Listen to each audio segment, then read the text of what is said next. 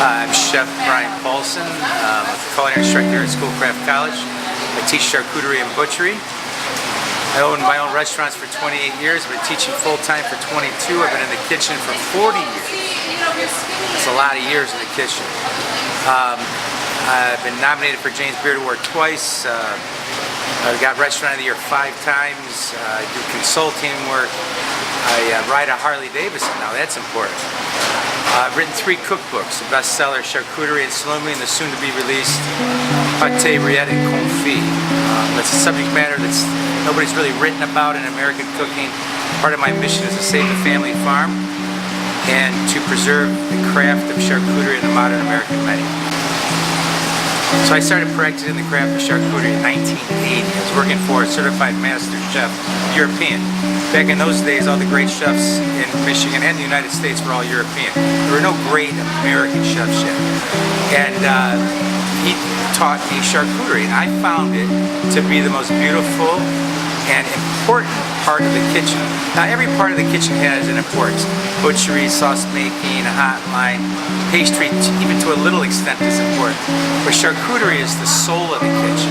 It is the craft of preserving food before the refrigerator, and it teaches you to utilize every single scrap of every little piece of every little cut of meat that most people don't know what to do with.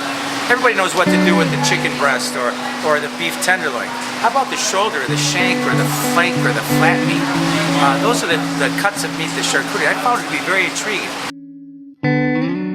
All right, so the question was, what's a day in the life of Chef Brian? Well, back in the day, for like 18 years, roughly, when I was teaching full-time, I had 2 restaurants, and teaching butchery and charcuterie, and raising a family, and learning to fly an airplane, and consulting, and catering. Would be at 7 o'clock in the morning, and class from 7 to 2, and then I would go right to my restaurant, work from 3 to 11, and go to bed and do the same thing. People would ask me, being from Detroit, that it's kind of a factory town, people would say, oh, they work a half a day. And it's when they were really happy about a half a day, because that's usually in a union house. A half day would be a 4-hour shift. I said I work half days all the time, 12 hours to half a day. That would be a normal day for me. These days, I've got a little older. I sold my businesses. I concentrate on consulting and writing now. So a typical day for me is 9 a.m. to 4 in the afternoon, 2 days a week, and 9 a.m. to 1, 2 days a week. And that's what I do. The rest of the time is traveling quite extensively.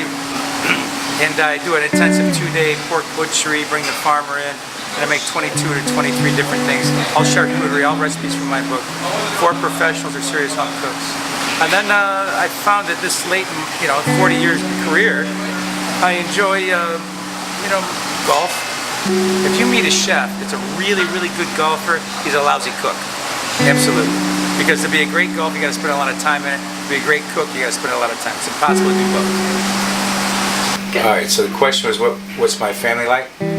Number one, I've got a best friend for my wife, 36 years. Actually, 38 years. We were together a couple years before we got married. And it's pretty incredible to be with the same person through this hard roller coaster life of the restaurant business. The business is everybody thinks it's so easy. Oh, all you gotta do is eat. But the restaurant business, you work on nickels, you work on dimes. And I'm not complaining. I mean, I made a good living, but you're at the mercy of the market. You're at everything. But anyhow, my wife is my rock and my strength to help me get through good times and bad. She kept me in line when I would get a lot of accolades, write-ups in the paper and stuff. But she also would help me when things were pretty down. On top of that, we have 5 beautiful children. They're all really smart, all really dedicated to pursuing happiness, and that's what I want. I'm not impressed with how much money you make or anything.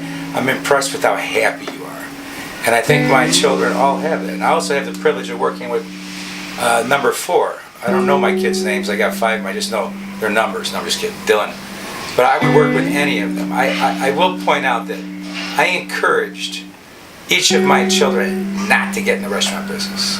I said, find your passion and then find your job.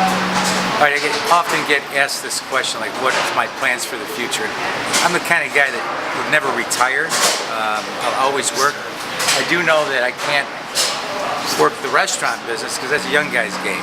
I feel like a baseball player that I used to be 400 average, hit the ball in the park every single time at bat. But as I get older, I can't even see a fastball coming over. So I realize I have to move on to other aspects. I can tell you that I love food. I love American cooking. I certainly love charcuterie. I love the family farm. So I will always share knowledge. I'll always promote education because that's what it's about. People in America are more well versed about food today than at any other time in the history of our nation. In the whole past 20 years, because of the internet, because of the Food Network, because of publications, it's very important. Then I plan to enjoy my family, ride motorcycles, fly an airplane, learn a new language. I don't know, I'll find something.